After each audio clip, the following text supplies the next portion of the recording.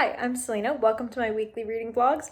Let's get into it. It is currently Monday, August 31st, and I have some updates for you.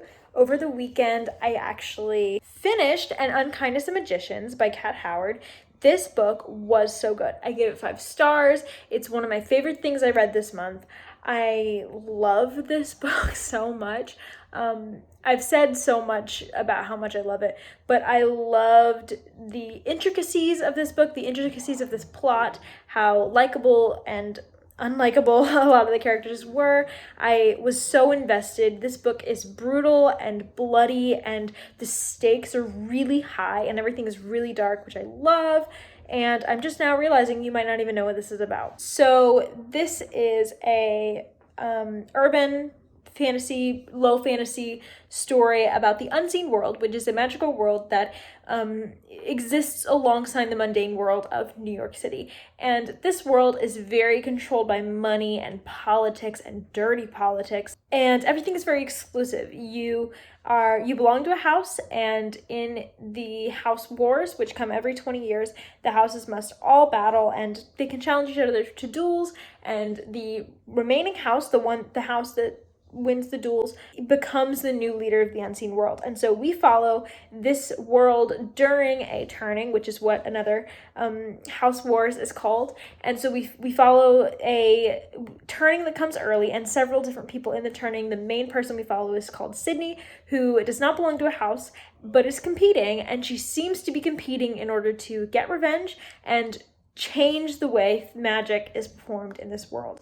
And it's so dark, so interesting, so action-packed, so good. On Norse mythology, which I was reading when I left you, I am about 200 pages into Norse mythology. I'm going to be finishing this tomorrow, I think, and so this will be in my September wrap-up because I will have technically finished this in September. I'm really happy with my reread of this. This is never a book that I thought I would reread, but it's turning out to just be better the second time around because I know the myths better, and I can take more time to really engage with Neil Gaiman's writing and his choices, and I can really see how intentional everything he writes in this book and all of his books is, and so that's why I love him. That's why he's one of my favorite authors, and so this was good. Last week I told you that when I picked up an audiobook, I picked up the Calculating Stars by Mary Robinette Kowal, and then I put it down in order to read A Study in Scarlet and get my last classic for the month done for the classic wrap-up.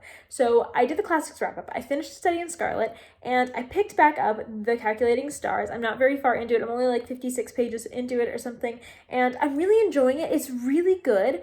I can see why people love this book, why it, has, I think it's won some awards or something. I can see why my friend Udi raves about this book and recommends it to everyone. It's good. I can already see why it could be someone's favorite book. However, I still am, waiting for the majority of the plot to start. Like, look at how much I have to go, and so I don't want to make any quick judgments, but I'm enjoying it. I'm intrigued. I'm really enjoying reading this. When I finished In Unkindness of Magicians, I wanted to pick up another book that I was planning on getting done in August.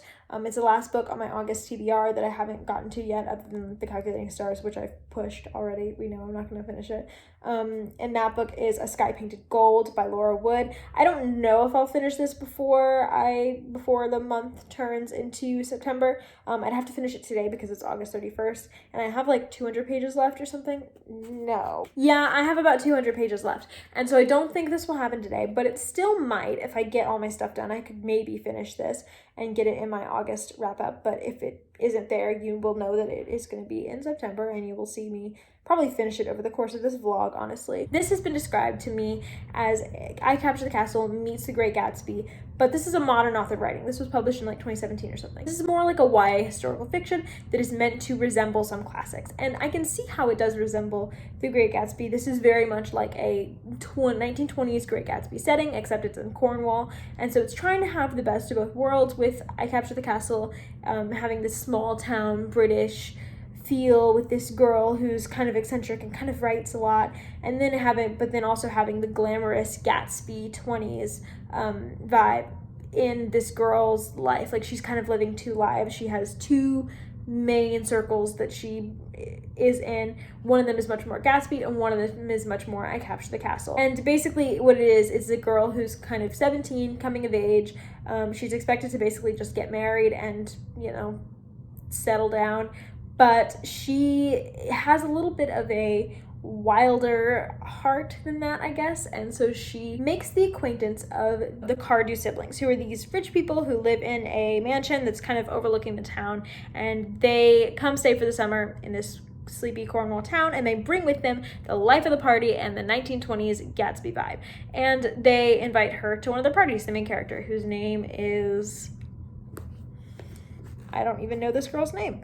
Lou. They invite Lou to their parties. They become friends with Lou. And so Lou kind of is this small town Cornwall girl who's kind of outgrowing that vibe and wants to be fit more into the world of the Cardew siblings. I can see why people call it I Capture the Castle meets Gatsby, because it is that in a lot of ways. However, I feel like it isn't pulling it off for me. The reason I feel like that, first of all, it's a little jarring to have the YA historical fiction writing style, she's very in her head. This girl has already let out a breath that she didn't know she was holding, that sort of thing. So I'm not loving the mixture of that with the Gatsby world. I'm not loving the fact that everyone here is a teenager, but they're all acting sort of edgy and mysterious, just like the Gatsby people are. But the Gatsby people are grown adults. Like, you can argue about how much they are good adults and like how responsible they are, but they're still adults with their own money and everything. And so it's a little weird to have the teenagers at the head of this. And then I love I Capture the Castle. It's this really quirky really strong first person book about a bunch of flawed people with this, and you follow this girl who's very flawed, is part of this very toxic family, but like a family that loves each other but clearly does not function in a healthy manner all the time. It was the eccentricity of the family and the girl and the narrator and the witty voice that I loved about the I Capture the Castle so much. And this book doesn't really have that. It feels like this is kind of a toned down version of both I Capture the Castle and The Great Gatsby. I will let you know when I finish this, but I don't think that it's going to get as gritty as The Great Gatsby, and I don't think it's going to get as eccentric and kind of extremely flawed like the I Capture the Castle. Like, I don't think we will see that sort of the thing I love about those classics. Maybe I'll have to take back everything I said about this book over the course of the vlog. I don't know. But that's what it's feeling like to me, and I'm not sure if it's working. And then I did start something else, because in one of my classes, which is entirely focused on a certain Jane Austen novel, we are reading Pride and Prejudice. I'm in a Pride and Prejudice class, and the first book we're reading is Pride and Prejudice itself. We're spending a lot of time reading this book. I'm 67 pages in. I'm like partway through the first volume. And oh my gosh, guys, this is my favorite thing that I'm reading right now, because this is one of my favorite books ever. Pride and Prejudice is one of my favorite books of all time, one of my favorite standalones. It's not my favorite Jane Austen just because Emma is my favorite, but this is a close second. And I especially feel that with this read of it. This is my third reread of Pride and Prejudice. It is the best one yet. I feel like I really have found a rhythm with Jane Austen's writing and the plot of this story. I'm finding things I'm missing. I'm just much more familiar with the chain of events and how important they all are, and I know what she's doing, and it feels like an old friend that I've returned to. This is kind of a comfort story for me. With this reading, that is more apparent than ever. There's nothing like reading this book. I love reading this book. It is such a comfort to me, and I'm so glad that I'm reading this for the third time. That was a long update. I'm so sorry you had to sit through all that. Maybe I'll have to edit some of that out.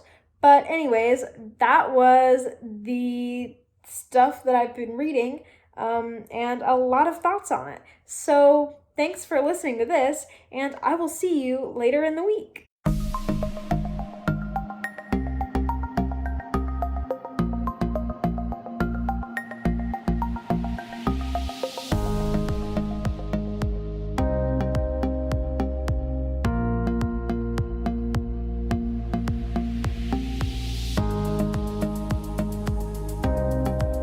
It is Wednesday, September 2nd, and it is pretty late, so I'm going to go through the books that I have finished and my updates somewhat quickly. First, I wanted to mention that before the month of August ended, I finished A Sky Painted Gold by Laura Wood. I didn't really like it. I had a lot of complaints, but you already heard about this in my wrap-up, which should have gone up yesterday, so I'm really not going to go into this one at all because you will have already heard about my thoughts, and I went pretty in-depth with it. I'll link the wrap-up if you want to know my thoughts. You can look at that and check that out, but I didn't really enjoy this one. Next, I finished up Norse Mythology by Neil Gaiman, and I really enjoyed this the second time around. This has always been a Neil Gaiman book that I thought was good, that I thought was solid, but wasn't, a favorite, and it's still not. It's still a 4-star book, I would say, but this time I have a lot more appreciation for what makes this book unique and what exactly Gaiman was doing, and the parts of this book that feel a lot like the Gaiman that I love. His writing, the choices he makes in presenting the myths as he does and ending them the way he does, and even just at any point is also intentional, and I really appreciate it this time around, especially since I was able to go through it a bit slower and annotate it. That was a really good reading experience, and I just want to read more Neil Gaiman content now. But I've read most of it, so that's going to be an issue. Anyways, the next thing I read and finished was a graphic novel called The Prince and the Dressmaker by Wang. This is a graphic novel that my boyfriend read and really, really, really enjoyed. And so I was like, I wanted to read this since I first discovered the online book community, because this had just come out, or was gonna come out or something. I don't know. But it has always interested me. It's been on my Goodreads for a long time. And so I was like, okay, you have this book, I'm going to read it. And he was like, okay. And he brought it and I read it. This is the cutest freaking thing ever. It's about this prince who wants to wear dresses and gets his own personal dressmaker to outfit him. And so, how much this is a queer book is really up to interpretation, but I really, really, really loved it. I thought it had a lot of heart to it, and it was just really sweet. It had some coming of age moments. It had a fairy tale-esque style to it. It felt just so sweet and quaint, while also having a sense of coming modernity to it because of the time period in which this is set. This is very intentionally set on the brink of modernity, as we would call it. I just really enjoyed this. It's now one of my favorites of all time. Definitely my favorite graphic novel I've ever read, and after this I'm really interested in exploring the medium of graphic novel a lot more, because I really enjoyed the way that this was told. Okay, so those were the 3 things I finished this week since we last talked. It's a lot, but one of them is a graphic novel, one of them I was mostly done with, and one of them I just pushed myself really hard to finish because I didn't want to keep reading. I am 159 pages into The Calculating Stars. I am really enjoying this a lot. I can't really predict. This is a 5-star prediction, mostly because of how much my friend Udi has hyped this book up. I'm really excited to be reading it. I'm really loving it. I'm really, really, really enjoying it. I'm not sure whether it will be a 5-star yet, but it's just kind of a stellar book, so it probably will be. I don't know. It's just a really good read. I'm really enjoying going through it. I'm not sure that I'm in love with it yet, but I really, really, really enjoy it. It's a weird book. I don't know how to explain it, because I really like it and I really, really, really enjoy it, but it's not the same level of love as The Prince and the Dressmaker was from the very beginning, or An Unkindness of Magicians. And so I'm waiting for it to get there because I know it could. But it's doing everything right. I'm loving so much of this book, and I am really excited to continue reading it. There's also just things about it that are really interesting to analyze. Specifically, this book is a lot about women and in the 50s and how they kind of have to take charge a little bit, and how people kind of push back against them doing that. It also talks about intersectionality in feminism and in people's lives, how we follow a white woman who's a protagonist, and she experiences sexism, but she can also perpetrate racism. And then she's Jewish. People who are somehow marginalized, like women or people who are Black, like they can be anti-Semitic against her, or like everyone will have different, you know, perceptions of someone who is Chinese in the crew that she is in. And so it really goes to show how people can, you know, still perpetrate racism or sexism or something, even though they've experienced something similar, kind of. And I really think that this book really encourages you to be mindful in your activism, feminism, your daily life, speaking to people, as well as in all those examples that I just thought of, but also with the husband in this book. He is great, he's amazing, but he doesn't fully get the things that our main character is up against. He doesn't get that the world is different for her in every capacity. And on one hand, you know, he's really sweet because he, you know, thinks that he's not openly like sexist. Like he's not in his like the front of his mind. Like he doesn't mean to be sexist if he is, but he still has a hard time seeing the structures for what they are. And so this book is a lot about structural the ways that structures can benefit or hurt different people.